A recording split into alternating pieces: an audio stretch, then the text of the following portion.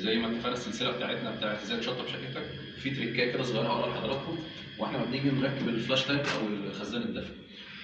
هنا انا عندي في الجزء ده طبعا التواليت القديم كان تواليت عادي ومترحل، انا هسنتر تحت الشباك بالظبط.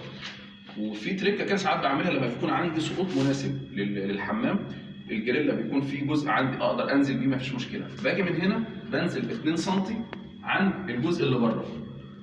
الجزء ده بخلي فيه الرخامه من هنا بتبقى الرخامه بسوى البلاط اللي بره، وبتبقى نازله تحت 2 سم بحيث الميه جوه ما تطلعش بره، وفي نفس الوقت انا لو بره عايز امسح او اعمل اي حاجه وعايز احط الميه جوه تبقى سهله في الشخص اللي بيمسح ما يعمليش مشكله هنا.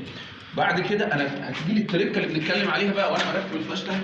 انا في هنا عندي شرب بيكون متحدد، انا زي ما انا شغال دلوقتي بميزان الليزر بحدد المتر بتاعي. لما باجي اعمل بالفلاش تانك بتاعي لو هعمل السقوط ده فهنزل 2 سم، وكمان هعمل حساب لو الجريلا دي تريكه ثانيه، لو الجريلا قريبه من الفلاش تانك بتاعي او جنب التواليت فبعمل حساب الميل، ممكن اسيب مثلا نص سم او حاجه. فانا كده هحافظ على هنا المنسوب ده، بدل ما هكون هشتغل على متر جوه الحمام لا انا هشتغل على 97.5. ليه؟ عشان انزل ال 2 سم بتاعت الرخام ونص سم الميل، يقوم تصفى معايا من عند المسمار لوش البلاط ل 32 سم بتاعي الستاندرد بتاع الفينش بتاعي. يا رب تكون المعلومه فادت حضراتكم، هي معلومه بسيطه وسريعه بس تكون في السلسله بتاعتنا ازاي تشطب شقتك. سلام.